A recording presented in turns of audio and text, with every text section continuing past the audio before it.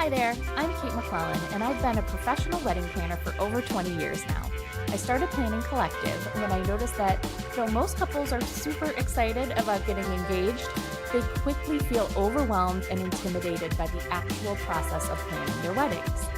If left unchecked, this can lead to massive burnout and the urge to scrap all your plans and just elope. While this is totally normal, you don't have to sacrifice your sanity for your dream wedding. In the Wedding Planning Collective podcast, I'm going to share the processes, tips, and tools that all engaged couples like you need to feel confident, supported, and excited about your wedding plans again. Let's get started. Hey there, before we get to the episode, I have a quick question for you. Have you been unsuccessfully trying to shake that feeling that you're forgetting something when it comes to your wedding? You've got the Knot app and you've downloaded countless other planning checklists, but you just can't get rid of that sneaking suspicion that there's something you don't know yet. It's a very common feeling when it comes to wedding planning. So much so that I decided to put together a free resource to help get rid of what I call FOWO, the fear of wedding oversight. Yes, it does include that 12-month task checklist, but that's just the start. In addition to the ultimate wedding planning checklist, my new Don't Forget list also includes a wedding vendor checklist, your shopping list, a packing list for the wedding weekend, and a complete wedding item setup list to make sure that you are truly not forgetting anything when it comes to your wedding. And you heard me right, this list is free for you to grab right now. Just head over to planningcollective.com/forgetting and it's all yours. That's planningcollective.com/FORGETTING, and let's get rid of that FOWO together. All right, let's get on to the episode. Hey guys, Kate here. Welcome back to another episode of the Wedding Planning Collective podcast. Today's episode is going to be extra satisfying, especially if you are a fan of color coding, physically crossing things off that to-do list. Maybe you're just a fan of standing in front of a wall of sticky notes, pretending that you have your life together. No judgment. I feel the same. Today we're talking about how to use Post-it notes to plan your wedding. Yes, the little sticky notes. Simple, low-tech, budget-friendly, and honestly, wildly effective. And here's the best part. I'm going to talk about 4 different ways that you can use this method so you can pick the best layout or method that works best for your brain and your planning style. So whether you're super visual, you're feeling overwhelmed by the planning process, maybe the ADHD is slipping in a little bit, or you're just super tired of those digital planners that are feeling like one more thing to manage, this episode is definitely for you. Let's start by talking about why this system works. These little squares are super colorful and visual, and when you align them in the right way, it can help you see the big picture of planning that is sometimes hard to see when you're looking at just like a checklist or a spreadsheet. It can help you reduce the mental clutter and really help you visualize wedding planning. You also get that tactile feeling from it, so you can physically interact with your tasks. Ripping off the tasks that you have completed feels just as good as checking them off that planning list. So you get that little dopamine hit every time you get to move a task from to do to done. It's also really flexible and you can really make it your own. Unlike a notebook or a planning app, you can rearrange, remove, or crumple them up guilt-free and start over. There is something really empowering about taking that chaotic to-do list in your head, doing a brain dump, and seeing it all in an organized system in front of you. Plus, there's no logins, no passwords, and no Wi-Fi required. Sometimes the old school way wins.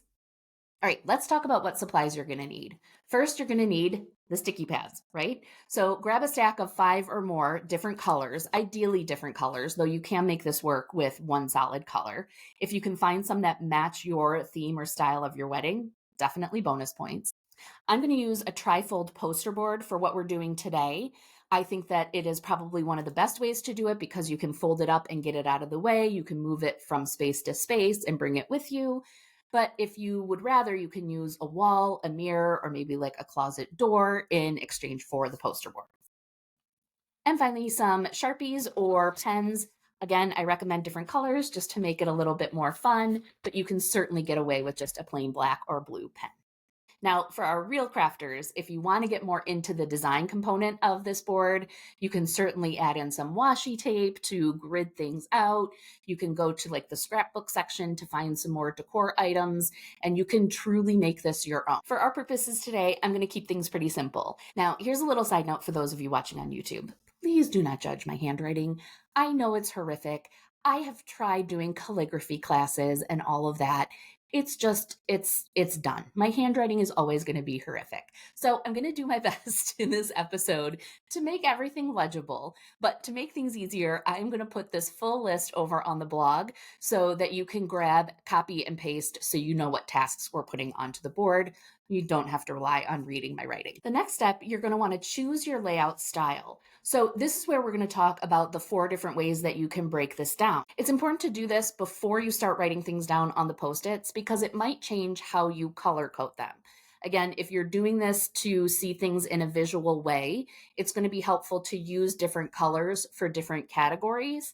And everyone looks at to-do lists in a different way. So we're going to talk about the 4 ways that you can break this down. Think about how your brain works and how you would want to visually see these things set out on your board or on your wall before you start writing out the Post-its. All right, option 1, and probably the most common, is going to be timeline based. This one is really helpful for the type A planners who need like a clear path forward. If you're part of the Planning Collective membership, you're going to follow the planning path that we have to go through creating your timeline based board. The categories that I recommend you use are ASAP, or like the pre-planning. So start with talking about the budget, the priorities, and so forth. Then I don't necessarily recommend you have a category per month, but depending on your length of engagement, it might work out that you have a category per month. If you'll have about a year-long engagement, which is about the average, I recommend you have a category for 9 to 12 months out, 5 to 8 months, 2 to 4 months, and then a final checklist for that last month, as well as the week of the wedding. If you have room, you may even want to have a category or a separate board for the weekend or day of the wedding itself. Now, if the timeline route doesn't feel right, you might feel better organizing it by the planning category. So if your brain is thinking more in topics than timelines, this would be the perfect option for you.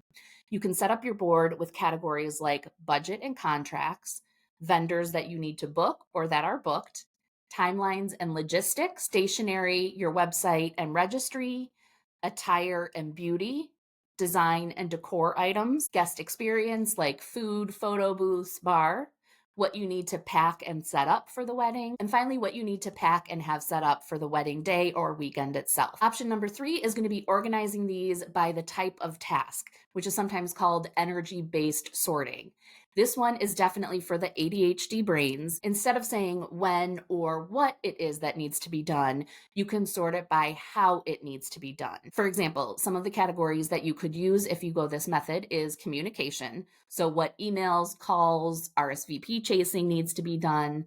Another category could be shopping or ordering, what's on your Amazon, Etsy, Target list. If you've got any tasks that you need to complete, so DIY projects or things that you need to do, that can go in another category. And then computer or app-based tasks like creating your timeline, spreadsheets, or your seating chart. Physical tasks could be an important category, like what you need to bring to the venue, what you need to set up, and steaming linens, dresses, things like that. Mental and creative tasks like writing your vows, creating your playlist, working on your family photo list. And finally, organizational tasks like labeling bins, creating your tipping envelopes, and the final counts and payment schedules. This layout makes it easy to grab the task that matches your energy level for the day. So if the idea of working on spreadsheets makes your eyes cross, let's talk about something a little bit more creative, like tackling your vows. And on the day you're feeling super organized and ready to hit those spreadsheets, it'll be there for you. And the final option is organizing things by who is responsible. Ideally, planning a wedding is not falling on one person's shoulders,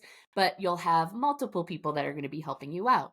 So if this route is good for you, I would recommend a category for you, a category for your partner, category for the wedding party. This one you may want to break down a little bit more. Maybe you have a sibling, maid of honor, someone that will have more responsibilities.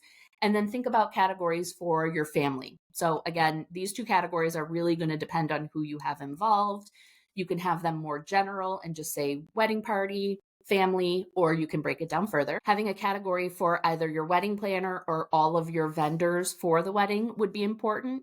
And then having a category for shared tasks will also be important because there are going to be some that don't fall perfectly into one of those categories. Assigning tasks like this can really help you visually see who is responsible for handling what And the bonus is if somebody asks, hey, what can I help with? You can literally point to that column, send them a picture of it, and they can run with it. This way is also great for accountability because no one wants to be the only one left with like a super long column of to-dos. So hopefully it encourages people to check their things off the list. Okay, once you have picked the layout that you want, this is the fun and important part.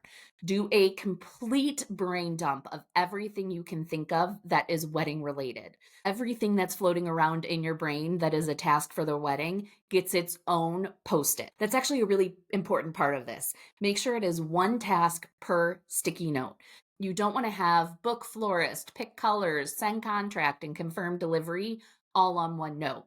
They all might be related to the florist, but you want to be able to have, again, we're looking for that dopamine hit. You want to be able to take that sticky off as soon as you finish one part of each of that process. Again, bonus points if you can color code this whole system. It's going to make it so much easier to look at visually and see where you're making progress, regardless of which layout you're in. So for example, if you're doing the timeline setup, you can use one color for the ASAP, what needs to be done right now, one for what you need to do the week of the month of the wedding, when you're 2 to 5 months out, and so on and so forth. That way, when you're looking at it, you can also see where you're falling behind. If there is a color that's still hanging up there that should have been gone a couple months ago, that one you know is now a priority. Once you do your brain dump, you're going to stick it where it belongs on your board, depending on what layout that you use. And there you have it, a nice roadmap that shows you exactly what you need to focus on and what you can ignore for now. You're really going to be shocked how much easier it is to batch your tasks when they're grouped in the way that works best for your brain. As you're breaking things down, you might find that there are some projects that require their own post-it board. So for example, creating your seating chart or signage installs or something that might be a little bit bigger. Feel free to break it out on its own and have like subcategories. Having smaller post-its like this could be perfect to help you with those subcategories. You can also put a little star or a sticker on those that are a top priority so you can visually remember what needs to be done next. Before we wrap up, let's talk about how we can take this online if you prefer to use things like Asana, Slack, or other digital planners. Some of you might be thinking, this sounds great in theory, but I don't want post-its all over my house, or I absolutely hate my handwriting. Why would I want to display that all over my house? Listen, I totally hear you. I don't know that I would want my handwriting on display for everybody that comes over. So let's talk about how you can take this same system and use it in whatever your preferred digital platform is. Again, I prefer Asana as that's the one I use most of the time for work, but you may have another system that you're already familiar with, or even using a Google Doc or Excel. The first step is the same. We're going to decide which layout you want to use and which one you feel the most comfortable with. So go through those different styles and figure out which one feels the most comfortable to you. You're going to create a board or a column in this system that matches the layout that you prefer. So timeline, category, energy, or delegation. So you're going to do the same brain dump in whatever way works best for you, whether it's typing it out, doing a brain dump on a pad of paper, or you can even start with the sticky notes and then put it into a digital planner. Again, whatever feels easiest for you to get everything out of your head.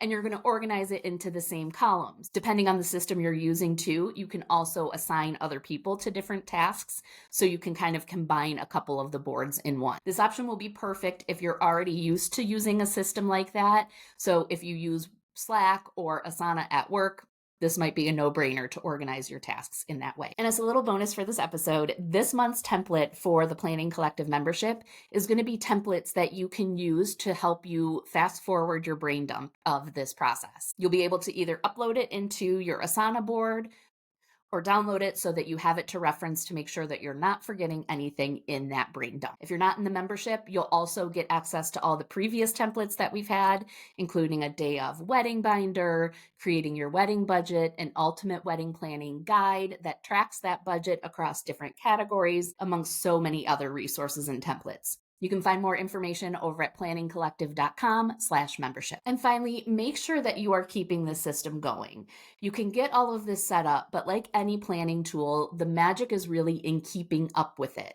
So set aside a weekly planning check-in to make sure that you can keep up with what's been done and what needs to move to that priority list. You can peel off that Post-it as you finish it and make sure that you are celebrating the progress that you are making. All right, my friend, that is your deep dive into the Post-it note wedding planning method. We covered the setup, the why, and the 4 different layout styles that I think will be helpful for you.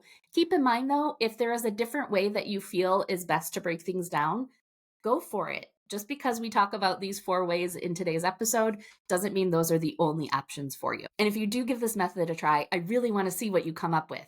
Tag me over at Planning Collectively on Instagram and show me your board. I promise we will all hype you up for it. And again, if you want the printable versions of the categories all written out for you so you can just jumpstart right into your board, or the version you can upload into Asana or Slack, head over to planningcollective.com/membership and join us, where you'll get access to all of the previous templates, the office hour sessions, the wedding audit sessions that are coming up, and help with creating your timeline. Again, amongst so many other resources that are in the membership. planningcollective.com/membership. And I really look forward to learning more about your wedding plans and how I can help you. If you found this episode helpful, I would love it if you could rate, review, or even subscribe if you're watching on YouTube. It will help couples find the planning tools and help that they need, and it will also help me keep bringing these episodes to you for free every week. Thank you so much, and I will see you in the next episode.